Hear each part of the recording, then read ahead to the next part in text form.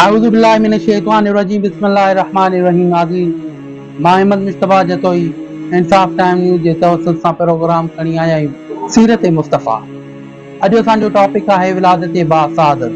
अॼु असीं नबी करीम सल्लल्लाहु अलैहि वसल्लम जे नंढपण जे बारे में ॻाल्हाईंदासीं। हज़ूर मुस्तफ़ा सल्लल्लाहु अलैहि वसल्लम जी विलादत जी तारीख़ में इख़्तिलाफ़ आहिनि, मगर मशहूर कौल इहो ई आहे त वाक़ई असहाबा फेल खां 55 ॾींहं अॻु 12 रबीउल अव्वल मुताबिक़ 20 अप्रैल 571 विलादत व शहादत जी तारीख़ आहे। मके वारनि जो बि उन ते अमल आहे जो उहे माण्हू 12 रबीउल अव्वल ते नबवी आस्थाने जी ज़ियारत लाइ वेंदा आहिनि ऐं उते मीलाद शरीफ़ जूं महफ़िलूं मुनक़द कंदा आहिनि। दुनिया जी तारीख़ में हीउ उहो निरालो अज़मत वारो ॾींहुं आहे जो उन ॾींहुं मौजूदा काइनात जी पैदाइश जो सबबु ॾींहुं राति जी गर्दिश जो मतलूब, आदम अलैहिस्सलाम जी पैदाइश जो राज़, कश्ती नूह अलैहिस्सलाम जी हिफ़ाज़त जो सबबु, काबा शरीफ़ जी ठाहींदड़ जी दुआ, इब्ने मरियम जी बशारत जो ज़हूर थियो। उन ॾींहुं में काइनात जे वजूद जा मुंझियल चोटा सवारण वारो, सॼे जहान जे बिगड़ियल निज़ाम खे सुधारण वारो तशरीफ़ फरमा थियो। हिते हिकिड़ो नंढड़ो शेर लिखियल आहे जो उहो असीं अवां जे आॾो पढ़ंदासीं। रबीउल अव्वल उम्मीदों की दुनिया साथ ले आया, दुआओं की कबूलियत को हाथों हाथ ले आया। खलीलुल्लाह ने जिसके लिए हक से दुआएं की, ज़बीउल्लाह ने वक्त ज़िबा जिनके इल्तिजाए की।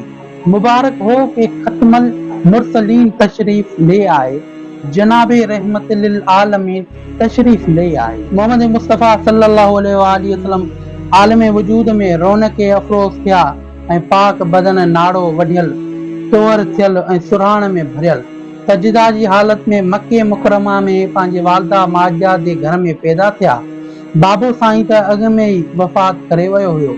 ॾाॾे खे सॾायो वियो जेको उन वक़्तु तवाफ़ करे रहियो हो। हीअ ख़ुशख़बरी ॿुधी ॾाढो मुतलिब ख़ुशि थींदो हरम काबे खां पंहिंजे घर आयो ऐं वॾी मोहबत सां पंहिंजे यतीम पोटे खे सीने सां लाथाई।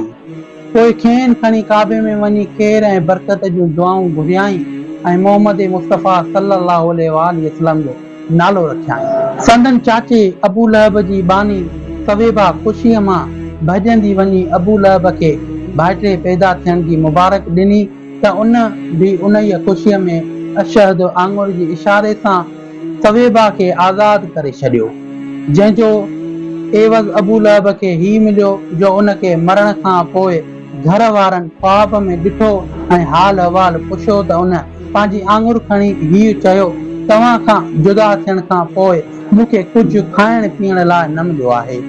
बाक़ी मूं जेको सवेबा खे हिन आंगुर सां इशारो करे आज़ाद कयो हुयो त उन आंगुर मां मूंखे पाणी मिलंदो आहे। हज़रत शेख अब्दुल हक मोहदसे दहलवी हिकु फिक्र करण जहिड़ी ऐं इबरत वठण जहिड़ी ॻाल्हि लिखी आहे जेका मोहबत वारनि लाइ ॾाढी लज़त भरी आहे। हू लिखे थो, उन जॻह ते मीलाद मुस्तफ़ा सल्लल्लाहु अलैहि वसल्लम मल्हाइण वारनि लाइ हिकु संद आहे जो उहे हज़रत मुस्तफ़ा सल्लल्लाहु अलैहि वसल्लम जे ॼमण वारी राति ख़ुशी मल्हाईंदा आहिनि ऐं पंहिंजो माल ख़र्च कंदा आहिनि। जॾहिं जो अबू लहब जेको काफ़िर हुयो ऐं उन जी फटकार में क़ुरान नाज़िल थियल आहे, उनखे हज़रत मुस्तफ़ा सल्लल्लाहु अलैहि वसल्लम जी विलादत जी ख़ुशी मल्हाइण ऐं बानीअ खे आज़ाद करण ऐं बानीअ जे खीर पीआरण जो भलो सिलो मिलियो। जवान खे उन आंगुर मां मिठो ऐं थधो पाणी मिलंदो हुयो त पोइ उन मुसलमान जो कहिड़ो न सुठो हाल थींदो। हज़रत मुस्तफ़ा सल्लल्लाहु अलैहि वसल्लम जी मोहबत में सरशार थी ऐं ख़ुशी मल्हाईंदो आहे ऐं पंहिंजो माल बि ख़र्च कंदो आहे। इंशा अल्लाह अज़्ज़ व जल हिन वीडियो खां पोइ अव्हां खे ॿुधाईंदासीं हुज़ूर करीम सल्लल्लाहु अलैहि वसल्लम खे खीर पीआरण जो ज़मानो। अस्सलामु अलैकुम या रसूल अल्लाह व अला आलिका व अस्हाबिका या हबीब अल्लाह।